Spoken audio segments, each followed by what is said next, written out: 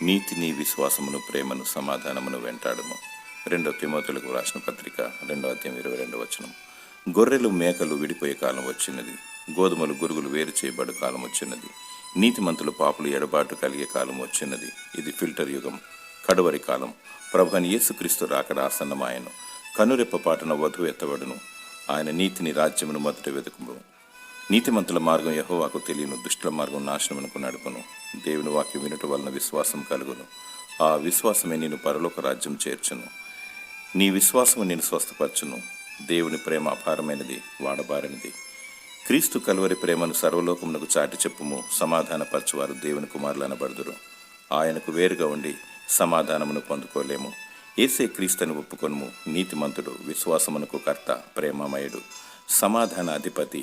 ఆయనను నమ్ముకొనుము. నీతి నివసించు రాజ్యము నీ దగను.